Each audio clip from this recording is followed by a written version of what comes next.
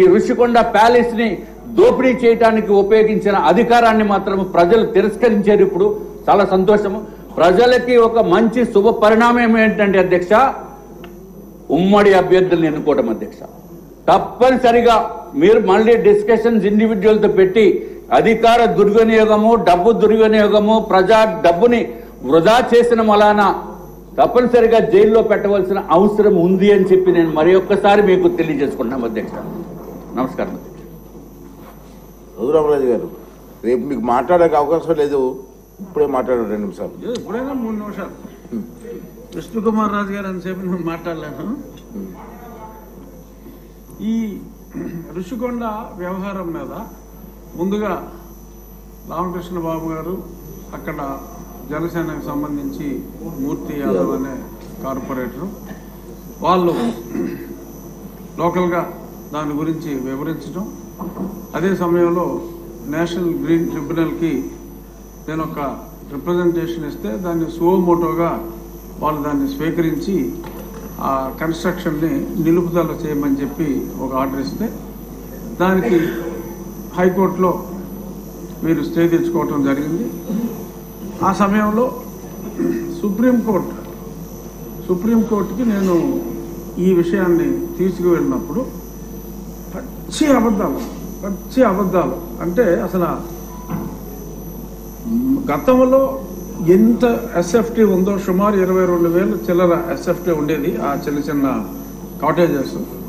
అదే చోట ఆ ఎస్ఎఫ్టీకి మించకుండా కట్టమని చెప్పి చాలా క్లియర్గా సుప్రీంకోర్టు డైరెక్షన్ ఇచ్చిన తర్వాత ఆ మ్యాటర్ని హైకోర్టుకి రిఫర్ చేశాను. ఆ డైరెక్షన్ ఇచ్చిన తర్వాత హైకోర్టుకి అన్ని రాంగ్ ఎఫిడవిట్స్ వాళ్ళు ఫైల్ చేసి తూచా తప్పకుండా సుప్రీంకోర్టు గైడ్ లైన్స్ని మేము ఫాలో అవుతున్నాం. ఈయన ప్రతిదానికి మా మీద కంప్లైంట్ ఇస్తాడు, అతని కంప్లైంట్లు మీరు పట్టించుకోవద్దు అని అన్ని రాంగ్ ఎఫిడవిట్లు నేను ముఖ్యమంత్రి నివాసం కోసం పట్టుకుంటున్నట్టు అప్పుడే చెప్తే అదేమీ లేదు, కేవలం టూరిజం డెవలప్మెంట్ కోసం మేము ఇన్ని 100 కోట్లు ఖర్చు పెడుతున్నామని చెప్పి బ్లేటెంట్ లైస్ని, అంటే అది పెర్జూరీ కింద వస్తుంది, కోర్టుని తప్పుదోవ పట్టించడం. అటువంటి ఇవన్నీ కూడా ఏపీ టూరిజం డెవలప్మెంట్ కార్పొరేషన్ వారి ద్వారా ఆ పచ్చి అబద్ధాలని అక్కడ ఫైల్ చేయటం, పలుసార్లు అది వాయిదా పడటం జరిగింది. చివరికి అనుకున్నట్టుగా ఆ 22,000 ఎస్ఎఫ్టీ కాకుండా ఇందాక గౌరవనీయులైన మంత్రివర్యులు చెప్పినట్టు 1,20,000 చిల్లర ఎస్ఎఫ్టీ కట్టడం. ఆ తర్వాత ఒక చిన్న డ్రామా, ఎందుకంటే అప్పుడు దాకా అది టూరిజం ప్రాజెక్ట్ అని చెప్పారు. ఈలోపు ముఖ్యమంత్రి గారు అప్పటి ముఖ్యమంత్రి ఒక అనౌన్స్మెంట్ ఇచ్చి నేను విశాఖపట్నం వచ్చేస్తున్నానా అని చెప్పి ఆయన చెప్పడం జరిగింది. ఆ తర్వాత కొంతమంది ఆఫీసర్స్ని వైజాగ్లో నాకేమన్నా ఇల్లు దొరుకుతుందా చూడండి, స్టడీ చేయండి అని చెప్పి స్టడీ చేస్తే వాళ్ళకంట ఆ బీచ్ రోడ్లో వెళ్తూ ఉంటే అరే ఇక్కడ భలే ఇల్లు దొరికిందే, ఇది ముఖ్యమంత్రి గారికి బాగుంటుంది అని చెప్పి వాళ్ళకి తెలిస్తే వాళ్ళందరూ సూచించారంట. సరే దట్స్ ఆల్ రైట్, అందులోనే ఉందాం, పోనీ టూరిజం వాళ్ళకి చెప్పి అందులోనే ఉందాం, వాట్ ఈస్ దేర్, నాకు ఎక్కడైనా పర్వాలేదు, ఐఎమ్ ఏ సింపుల్ మ్యాన్ అని చెప్పి దానికి ఆయన అంగీకారం తెలిపారు.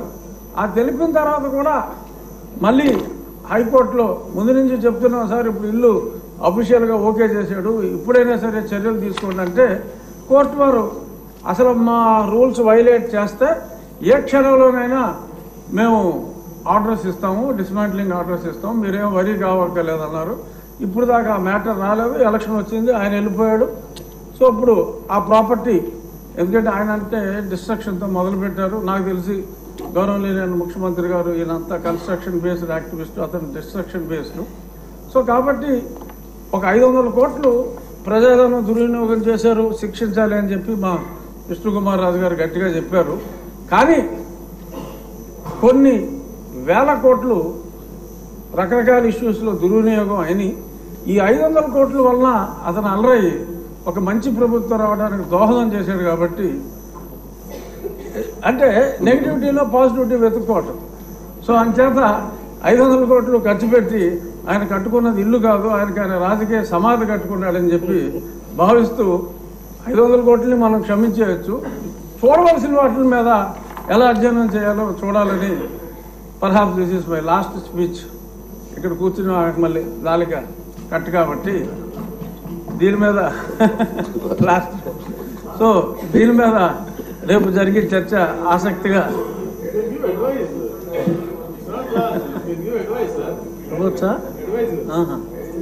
సో ఇది నా పర్సనల్ ఒపీనియన్లో. అంటే నేను వేసిన కేసు కూడా అప్పుడు కొట్టివేయమని అడిగాం, ఇప్పుడు కొట్టివేయకూడదు కాబట్టి నా కేసు కూడా ఇంకా ఇన్ఫ్రాస్ట్రక్చర్స్గా నేను వెనక్కి తీసుకుంటాను. రామకృష్ణ బాబు గారు కూడా అసెట్ ఉండాలి కాబట్టి అప్పుడు మనతో కూల్చేమన్నాం. అంటే ఇంత దారుణం అనేది తెలియదు. 500 కోట్లు ఖర్చు పెట్టారు కాబట్టి అది రాష్ట్ర అసెట్గా భావించి దాన్ని తెలివిగా, అంటే ఒక వ్యక్తి కాంక్ష ఈ రకంగా ఉంది అని చెప్పి ప్రజలకి మరి ఏదో టికెట్ ఇచ్చినా కూడా మాదిరిగా రికవర్ అవుతుంది, అద్దెకిస్తే ఏమి రావు, 7 గదులు. సో అంచేత దాన్ని ఒక మాన్యుమెంట్గా ఉంచి ఒక నియంత కట్టుకుందాం అనుకున్న, ఒక పేదవాడు కట్టుకోవాలనుకున్న చిన్న గూడు ఇదే అని చెప్పి మనం దానికి ఒక టికెట్ పెట్టి ముంతాజ్ కోసం తాజ్మహల్ కట్టిన షాజహాన్కి మరి ఇప్పుడు గుర్తింపు వచ్చింది.